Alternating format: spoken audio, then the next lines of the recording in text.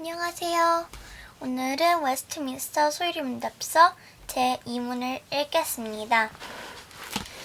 소이름답 강의 제2문. 문. 어떻게 하나님을 영화롭게 하고 하나님으로 말미암아 즐거워할 것인가를 지도하기 위하여 하나님은 무슨 규칙을 우리에게 주셨습니까? 답.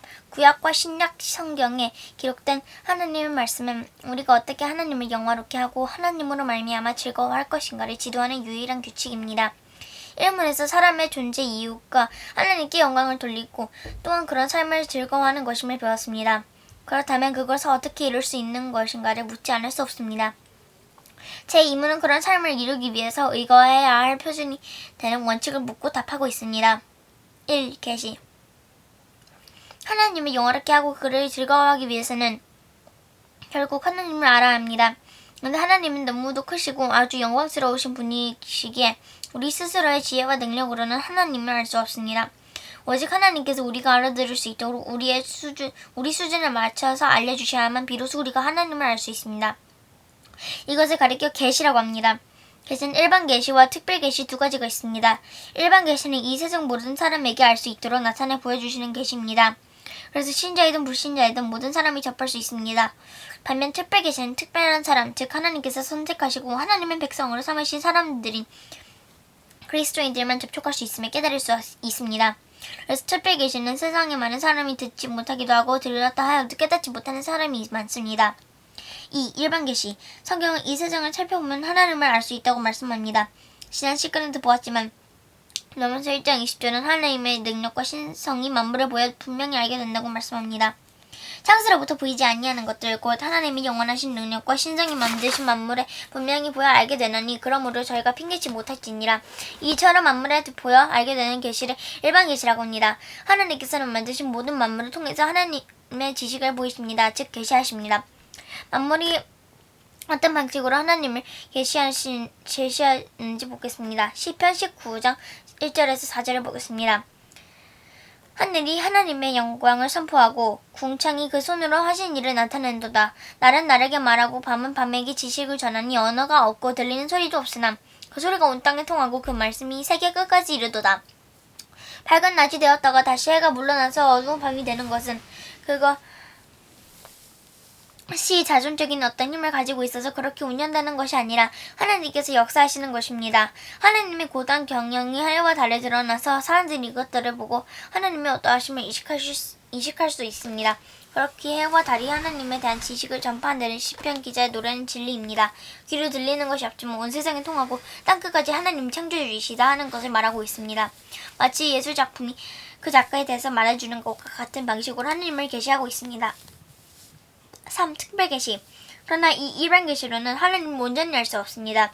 예술 작품만을 보면서 그 작가를 향해 존경과 사랑을 보내는 것과 실제 작가를 인격적으로 깊이 교제하면서 사랑하는 것 사이에 큰 차이가 있는 것과 같습니다. 하나님께서 당신의 작품이 만물을 보면서만 하나님을 알게 하신 것이 아닙니다. 창세기를 보면 사람을 창조 가운데 두시고 세상을 다스려가면서 살도록 명령하시고 또한 선악을 알게 하는 나무의 실과를 먹지 말라는 금령도 직접 말씀해 주십니다. 이러한 명령을 통해서 하나님께서 무엇을 원하시는 분인지 어떤 목적을 가지고 계시는 분인지에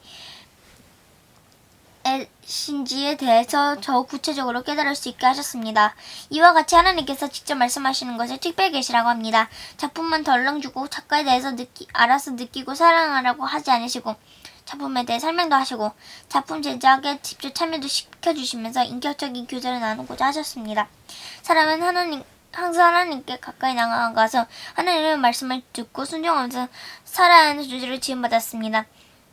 이것을 위해서는 일반 계시와 특별 계시 둘 다가 필요합니다. 그런데 사람이 타락한 이후에는 자신의 불의함으로 이러한 계시를 자꾸 어박하고 거부하는 것입니다. 개인만 그렇게 하는 것이 아니고 저희들이 합해서 진리를 말씀시키려고 합니다. 하나님의 진노가 불의로 진리를 막는 사람들의 모든 경건치 않음과 불의에 대하여 하늘로 조자 나타나니 이는 하나님을 알만한 것이 저희 속에 보임이라. 하나님께서 저에게 보이셨느니라. 이처럼 사람이 타락하여 계시를 거스르고 멸망을 당하게 되었기에 이런 상황에서 하나님의 구원의 뜻, 구원에 필요한 지식을 전달할 필요가 생겼습니다. 이것은 일반 계시, 자연 계시에는 도무지 없는 것입니다. 그래서 타락한 후에는 특별 계시의 필요성이 커졌습니다.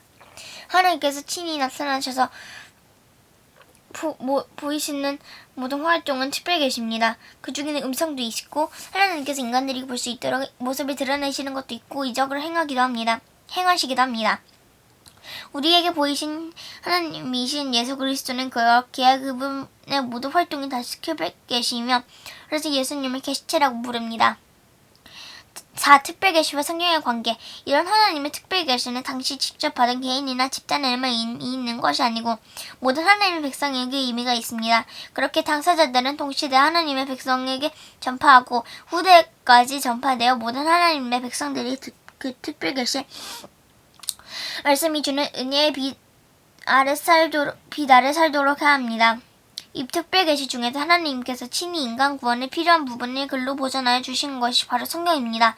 그렇기에 성경은 역사상 주어진 특별 계시를 모두 담고 있지 않습니다. 그러므로 특별 계시가 곧 성경이라고 할 수는 없습니다. 그렇지만 하나님께서 특별 계시 중에서 우리의 구원에 필요한 일부를 모아서 오염되지 않도록 성경으로 보존해 주셨습니다.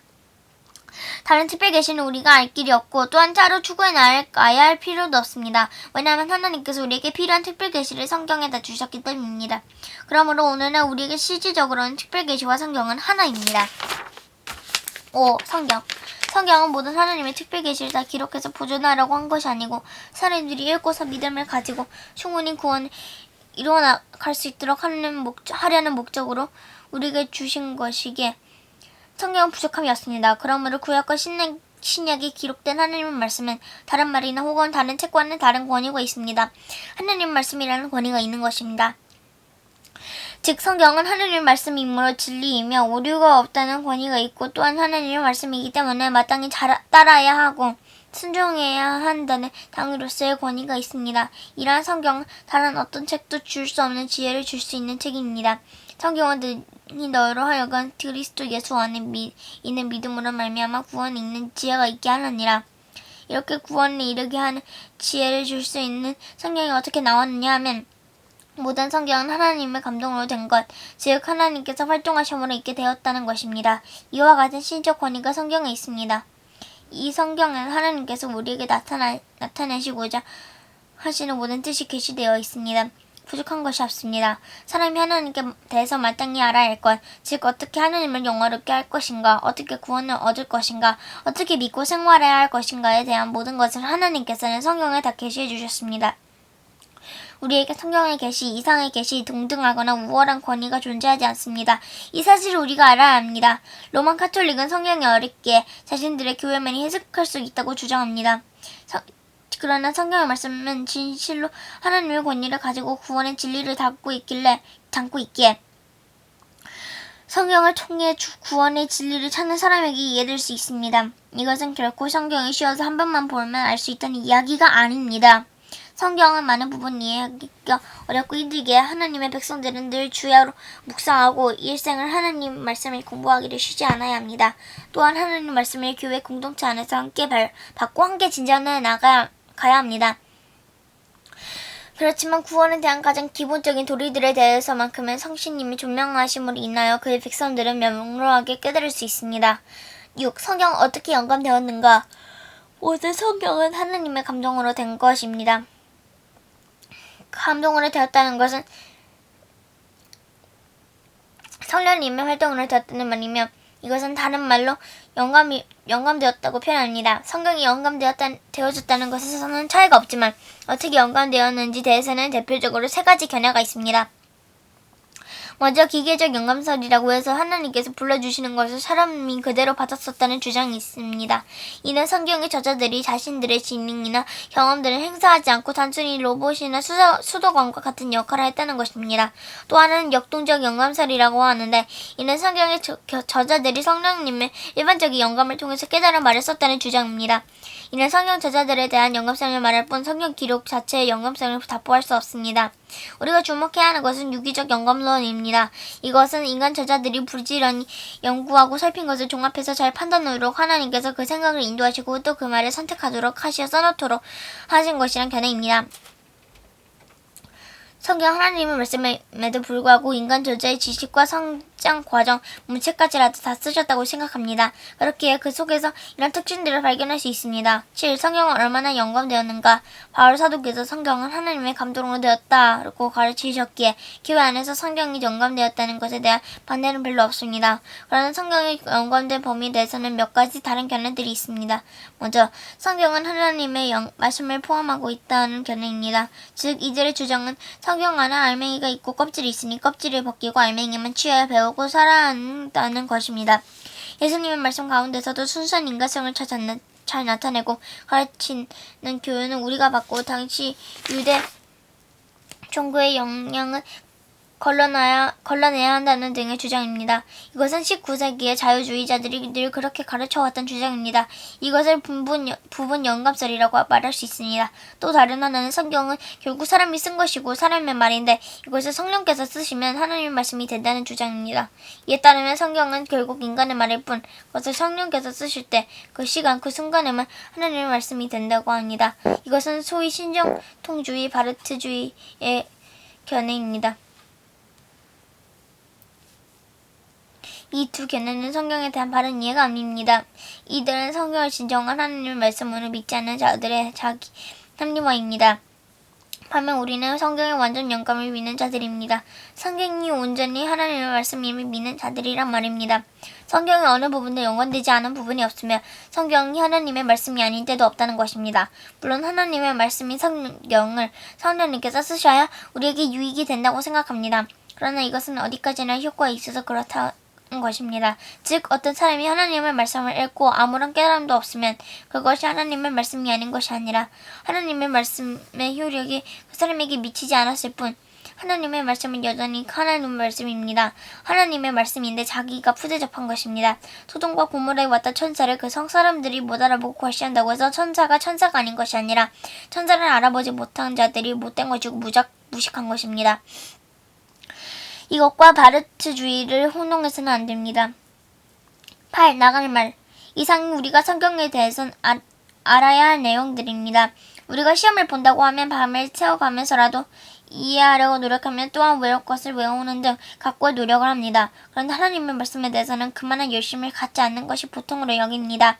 그러나 우리가 생활에서 하나님의 뜻을 따라 살겠다고 작정하는 자들이 하나님께서 당신의 뜻을 가르치신 성경을 열심히 공부하지 않고서 어떻게 하나님의 뜻대로 살아갈 수 있겠습니까?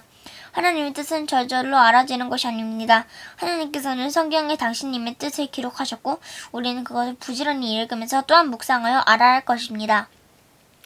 다음 시간에 만나요. 안녕.